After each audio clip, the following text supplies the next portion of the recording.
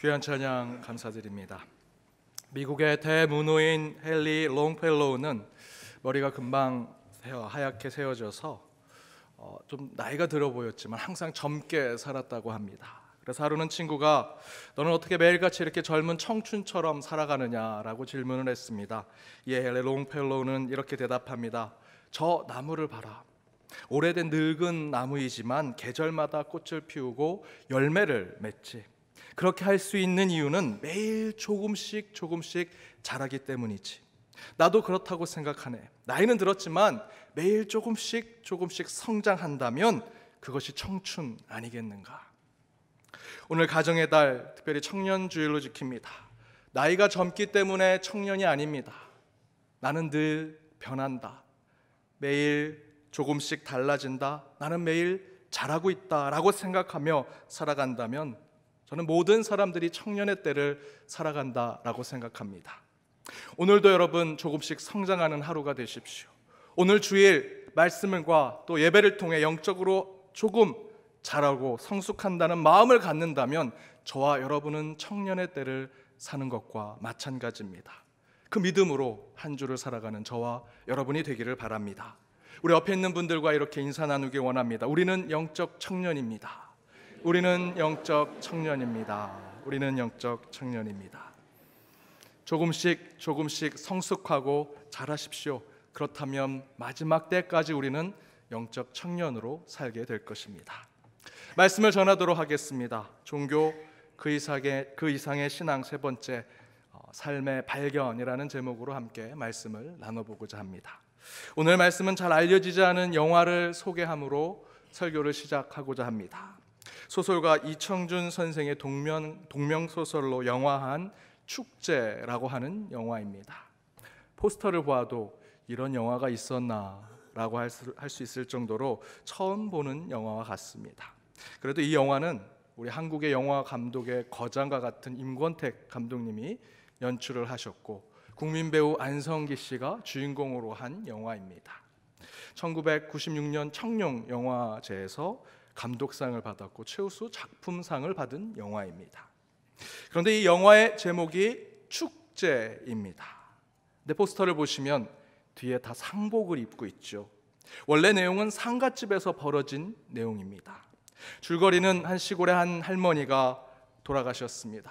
부고가 났습니다. 그래서 각각의 가족들이 그곳에 모이기 시작합니다. 그 상을 치르는 과정 속에서 오랜 동안 만나지 못한 사람들이 서로 모이고 서로 마음이 갈라졌던 가족들이 화해를 하고 그렇게 장례를 치르면서 새로운 만남, 관계, 가족이 이루어지는 이야기가 이 영화 속에 나옵니다. 장례의 이야기인데 왜 제목을 축제라고 지었을까? 축제라고 하는 영어의 표현은 페스티벌이라는 표현으로 나옵니다. 이 표현은 중세 영어였던 페스트라고 하는 표현에서 어원을 가지고 있습니다. 그리고 그것이 발전하여 페스티벌로 바뀌어 지금까지 오고 있습니다.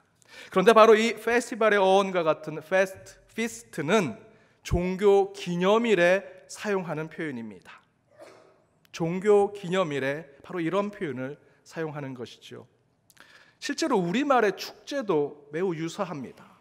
한자로 표현하면 빌다 축, 축하하다 축자에 제사하다, 제사 지내다 제자를 사용합니다. 따라서 축제라는 표현은 종교적인 뉘앙스를 가지고 있습니다. 따라서 축제는 단순히 기분 좋게 즐기고 노는 날로만 끝날 수 없습니다. 그렇게 기분 좋게 즐기고 놀 수 있는 장을 마련하는 계기가 바로 종교적인 이유에서 나온다라는 것입니다. 여러분, 그것이 무엇이겠습니까? 종교적인 이유에서 축제를 벌일 수 있는 것, 바로 그 축제 안에는 죽음이 있다는 것입니다. 조금 더 풀어서 말씀드린다면 그 축제 안에는 죽어 희생된 제물이 있다는 것입니다. 축제가 열리는 잔치집에 가면 음식이 절대로 빠질 수 없습니다. 그리고 그 음식들 가운데 가장 중심에 메인이 있는 음식은 제물로 바쳐진 음식입니다. 동양에서는 돼지를 잡습니다. 서양에서는 양을 잡아서 그것을 잔치가 벌어진 가장 가운데 있는 상 그곳에 올려놓습니다. 그것이 있어야 진짜 축제가 되고 잔치가 벌어지는 것입니다. 그런데 바로 제가 앞에서 설명드린 축제라는 이 영화는 그런 의미를 관통하여 한국의 장례식의 그 상황을 축제라는 모습으로 비춰주고 있습니다. 한 사람이 죽었지만 종교적인 제물과 같은 의미의 그 사람의 죽음으로 가족들이 함께 식탁에 모이게 됩니다. 싸우던 가족이 화해를 하고 모르던 일들을 서로 알아가고 어린 자녀들은 할머니의 죽음으로 조금씩 어른으로 성장하게 됩니다. 그래서 이 영화는 인간이 죽어 치르는 장례를 축제라고 표현하고 있습니다. 실제로 미국 장례식에 가면 장례 예식 가운데 가족과 친구들이 한마디씩 그 죽은 자를 위해서 자신이 경험했던 에피소드를 이야기하는 순서가 있습니다. 그런데 나오는 사람들마다 너무도 재미있고 즐거운 에피소드를 이야기합니다. 얘기할 때마다 장례식장이 웃음바다가 됩니다. 장례식장이 웃음바다가 된다. 여러분, 말이 됩니까? 모순적입니다. 아이러니하죠. 하지만 실제로 그렇습니다. 우리나라 장례식장에도 지금은 조금 달라졌지만 영화의 제목처럼 축제와 같은 분위기가 한국 예전의 장례식에도 있었습니다. 한쪽에서는 슬퍼하고 곡소리가 나지만 다른 한쪽에서는 그 장례 때문에 사람이 와 서로 만나 화기애애하는 이야기에 꽃을 피고 음식을 차리고 먹고 마시고 마치 잔치집인지 초상집인지 모를 분위기의 장례식장의 분위기가 있었습니다. 장례식장 안에 기쁨이 있는 겁니다. 거꾸로 그 웃음 가운데 때로는 죽음도 나타나는 것입니다. 제가 아는 한 목사님의 교회는 장의사 하시는 집사님이 계셨습니다. 그런데 그 집사님의 아내 되신 분은 건강식품 다단계를 하시는 분입니다. 그러니까 그 가정은 남편은 사람들을 보고 다니면서 언제 죽나, 그리고 그 아내 되신 분은 항상 그분들의 건강을 생각합니다. 아이러니하죠. 그래서 목회자들끼리 그 가정을 두고 이렇게 얘기했습니다. 야, 사람이 죽던 살던 그 가정은 돈은 잘 벌겠다. 여러분, 인간의 인생 속에는 삶과 죽음이 서로 얽혀져 있습니다. 함께 있다는 것입니다. 살아있는 삶 가운데 우리는 죽음을 발견합니다. 죽어가는 사람 가운데 우리는 또 다른 누군가의 생명과 삶을 발견하게 됩니다. 한 분, 아는 분이 돌아가셔서 제가 찾아뵙고 손이 필요해서 좀 도와드리기로 했습니다. 그 유족 가운데 한 분이 식사도 못하고 너무 힘들어 하셨습니다. 그래서 제가 이 자리를 지키겠습니다. 가서 좀 미음이라도 뜨십시오. 그래서 억지로 식당으로 보내드렸습니다. 저는 그분이 물 한 모금, 미음 그 한 숟갈을 잡수실 줄 알았는데 제가 이렇게 지켜보니까 육개장 2그릇을 잡수시고 계셨습니다. 제가 인생을 잘 모를 때, 제 생각이 짧았을 때 그 모습을 보면 이상하게 느꼈겠지만 인간의 삶이 무엇인지라는 것을 알게 되니 그분이 상을 당해서 슬퍼하지만 배고픈 배를 쥐고 육개장 2그릇 먹는 것이 당연해 보였습니다.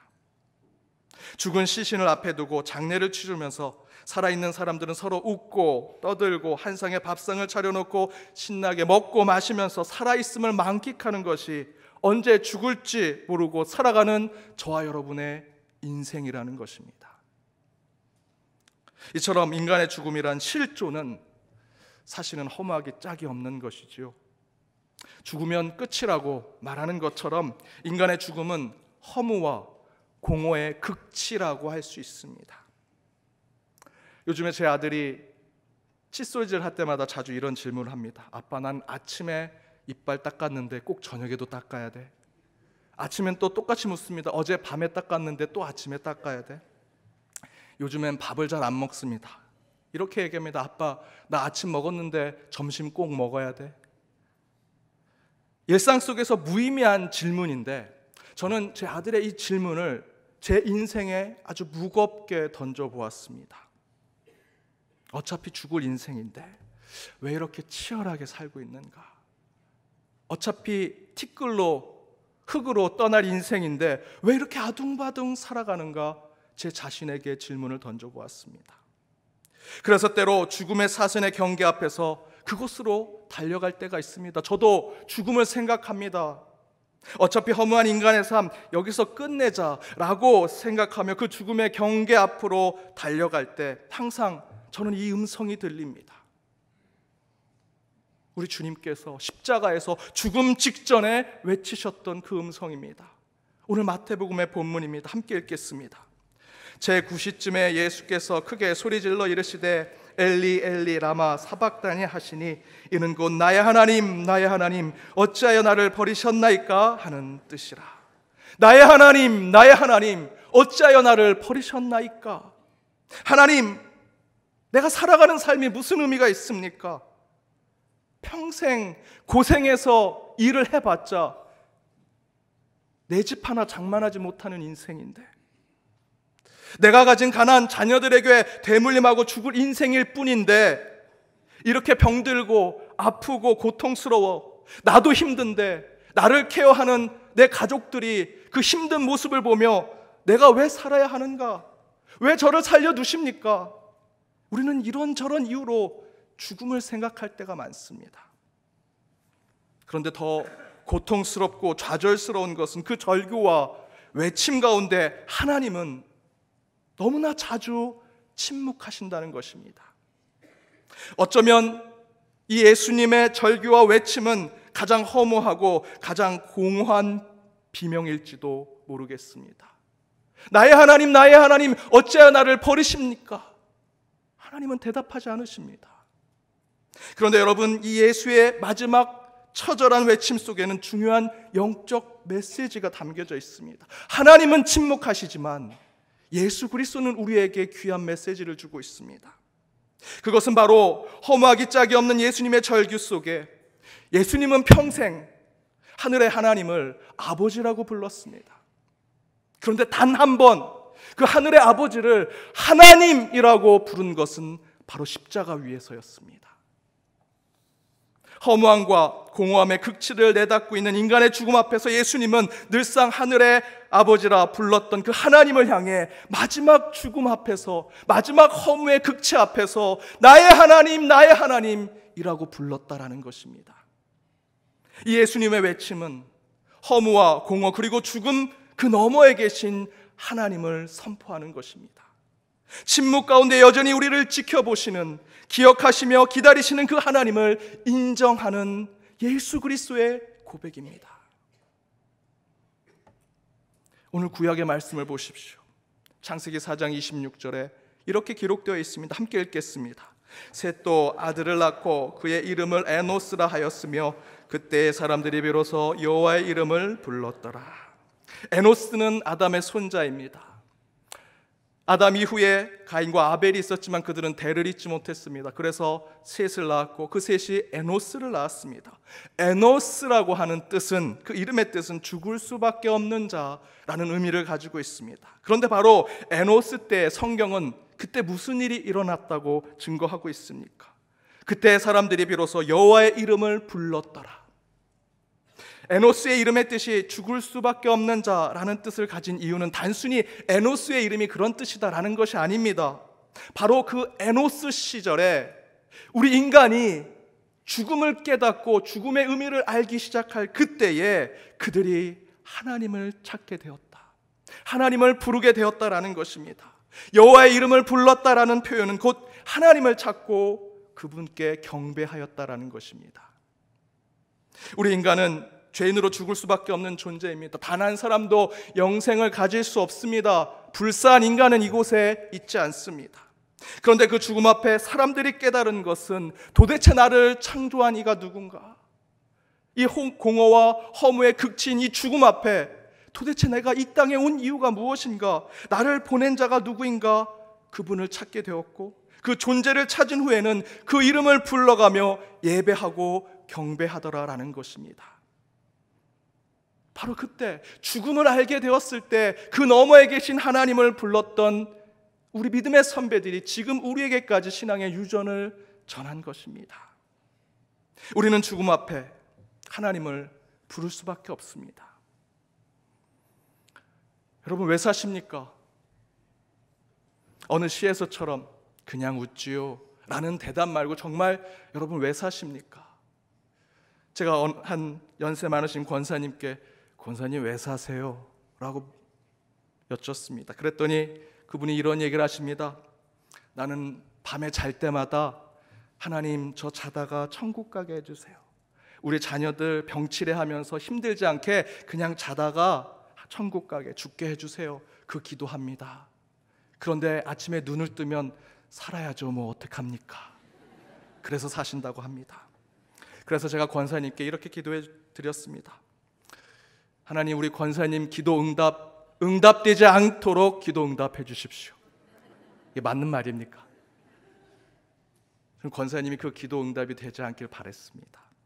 어느 집사님은 이런 얘기를 하십니다. 본인 남편 몰래 적금 하나 들어놨는데 그 만기 때까지는 살아야 되겠다고. 유치부 아이에게 물었습니다. 자기 엄마가 항상 이렇게 얘기한다고 합니다. 아빠 때문에 죽지도 못하고 살지도 못하고 그냥 살고 있다고. 여러분 왜 사십니까? 우리는 여러 가지 이유로 우리의 삶의 의미를 찾아가고 있습니다. 그런데 전 세계 사람들을 대상으로 실제로 이 설문조사를 했습니다. 당신의 삶에 대한 의미와 목적을 생각해 보았습니까? 그 질문에 모든 나라의 사람들의 76% 이상이 자신의 삶의 목적, 의미, 가치를 생각해 본다고 이야기합니다. 삶의 질이 높지 않은 가난한 사람들은 90%에 가까운 사람들이 내가 왜 이 땅에 왔는가를 고민해 본다고 합니다. 놀라운 것은 인간의 삶의 의식주, 여러분의 피부에, 여러분 손에 쥐어져 있는 그 의식주가 다 해결될 수 있는 선진국에 있는 사람들도 그들은 어려움을 겪지 않음에도 불구하고 76%의 사람들이 자신의 삶의 의미, 가치를 고민해보고 그것을 찾고자 노력한다는 것입니다. 그런데 이런 우리 인간의 삶의 목적과 의미를 발견하고자 노력했던 솔로몬은 그의 책 전도서에서 자신이 모든 것을 누려보았는데 이렇게 응답합니다. 헛되고 헛되니 모든 것이 헛되다. 이에 팀 켈러 목사님은 그 솔로몬의 증거에 대해서 이렇게 평가합니다. 어떻게 이 땅의 삶을 초자연이나 신이나 영혼의 존재와 별개로 취급할 것인가? 그래서 솔로몬은 모든 안락과 행복과 의미를 물질 세계 울타리 내에서 찾으려 한다. 이어 감각적 쾌락, 철학과 학문, 일과 성취 등도 탐색한다. 결론적으로 이 모두는 삶의 현실과 죽음 앞에서 그에게 의미를 부여해 주지 못했다. 솔로몬의 결론은 다 누려보았지만 그 가운데 삶의 의미, 삶의 가치를 찾지 못했다라는 것입니다. 그것은 우리의 생각과 다르지 않습니다. 인간은 죽음 앞에 어떤 물질 하나도 손에 쥐고 하늘나라로 갈 수 없습니다. 땅으로도 가져갈 수 없습니다. 죽으면 끝이지요. 진짜 허무하고 공허한 것은 그 죽음 자체가 아니라 인간이 죽을 수밖에 없는 존재임을 우리가 알고 있으면서도 여러분 무엇인가 손에 쥐려고 살아갑니다. 내 입에 무엇인가 넣으려고 살아갑니다. 내 몸에 지니고 죽으려고 노력하며 살아가는 인간의 살아있는 그 삶 자체가 허무요 공허일 때가 너무나 많습니다. 저는 어린 시절에 마을 어귀에 있는 냇가에서 채로 된 소쿠리를 가지고 그 물풀을 막 발로 밟으면서 그 소쿠리를 대고 물고기를 잡는 일을 많이 했었습니다. 그러면 붕어나 미꾸라지를 잡습니다. 그렇게 소쿠리로 그 물풀을 막 뒤지는 것을 물질이라고 하는데, 그렇게 물질을 하면 10번에 한 번 정도 작은 송사리 하나 정도가 들어옵니다. 9번은 무겁게 들어올리면 물이 다 빠져나갑니다. 얼마나 허무한지 모릅니다. 팔도 아프고 어깨도 아프고. 그렇게 수십 번 물질만 하다가 아무것도 건지지 못합니다. 그러다가 마지막에 어느 날은 메기 한 마리를 잡았습니다. 제가 수십 번 수백 번 물질을 하고 그 무거운 물을 올리고 다 허무하게 보냈는데 마지막 메기 한 마리를 잡으니까 기분이 너무 좋았습니다. 그 앞에 했던 허무했던 물질이 다 보상이 되었습니다. 집에 와서 친구들을 보여주니 친구들이 너무나 좋아합니다. 부모님도 칭찬해 주십니다. 이런 어린 시절 추억을 저는 지금 제 인생에 빗대어 보았습니다. 내가 수없는 인생의 허무한 물질을 하며 살아갈지라도 단 한 번 월척을 잡을 수 있는 것이 내게 있다면 허무한 모든 삶이 다 보상이 될 텐데 그 월척이 무엇일까? 다른 것이 아니었습니다. 여러분도 마찬가지이겠지만 하나님을 만난 것이었습니다. 인격적인 주님을 만난 것, 나를 창조하신 하나님을 인격적으로 만나 그분을 나의 하나님, 나의 구원자, 나의 주인이라고 고백한 것이 허무하다고 생각했던 제 모든 인생을 인정받게 된 것임을 깨닫게 되었습니다. 하나님을 주인으로 모시게 되니 그 수십 번, 수백 번, 수만 번 물질했던 그 허무한 것이 다 보상이 되었습니다. 저는 짧은 목회 경험이었지만 평생 써도 모자라지 않은 넉넉한 재물을 가진 성도님을 만난 적이 있습니다. 늘 건강을 자랑하던 권사님도 뵌 적이 있었습니다. 자신의 지식, 스펙을 의미 있는 것처럼 보여준 분도 만났습니다. 그런데 지금 말씀드린 이 세 분을 저는 제가 장례를 치렀습니다. 무드셀라가 성경에 969세를 살았다고 이야기합니다. 성경 공부하니 권사님들이 야, 어떻게 하면 900살까지 살 수 있을까? 뭘 먹어야 될까? 성경엔 어떻게 살아서 900살까지 살까? 얘기하시는데 여러분, 무드셀라가 900살 산 것은 어떻게 하면 오래 살 수 있는가를 알려주는 것이 아니라 970세를 살지 못한 것을 우리에게 깨닫게 해주는 것입니다. 무드셀라는 1000살을 살지 못했습니다. 그도 죽는 자였다는 것입니다. 애굽의 바로왕은 신처럼 대접을 받았습니다. 하지만 하나님의 저주 가운데 장자인 그 아들이 죽는 것을 애굽왕 바로는 막지 못했습니다. 그도 똑같이 죽었습니다. 모두들 자기 나름의 인생의 의미를 찾고 발견하고자 세상의 수많은 곳에 매진을 합니다. 곳곳에 여러분이 가지고 있는 기술과 능력과 학력과 건강으로 물질을 하고 낚시질을 하지만 여러분, 그곳에 우리가 느끼는 것은 매번 그 소쿠리를 들어 올렸을 때 다 뻗어나가는 물, 허무와 공허를 느낄 수밖에 없습니다. 여러분, 지금까지 무엇을 건져 올리셨습니까? 어떤 삶의 의미를 발견하셨습니까? 예전 한 교회 권사님의 대화를 소개하며 오늘 말씀을 마치고자 합니다. 환갑이 넘은 권사님께서 100세 가까운 홀 어머니를 모시고 살다가 그 어머님이 하나님의 부르심을 받았습니다. 그래서 장례를 정성껏 치르고 제가 그 권사님을 위로해 드리는데 그 권사님이 눈물을 흘리며 이렇게 말씀하십니다. 목사님, 저는 60 나이에 이제 부모 없는 고아가 됐습니다. 그러면서 하염없이 눈물을 흘리십니다. 여러분, 60의 삶을 살아 이제 나름 어른이 되었습니다. 재물과 명예와 지위도 얻었지만 나를 낳아주고 나를 인정해주고 나를 사랑해주던 부모가 세상을 떠나니 60이 되어도 나는 고아가 됐습니다 라고 고백하는 것이 저와 여러분의 인생입니다. 그러나 여러분, 우리는 우리를 창조하시고 인도하시며 끝까지 우리를 책임져 주실 우리 주 하나님께서 우리 곁에 계심을 믿어야 할 것입니다. 하나님만이 우리 삶의 유일한 의미가 되실 것입니다.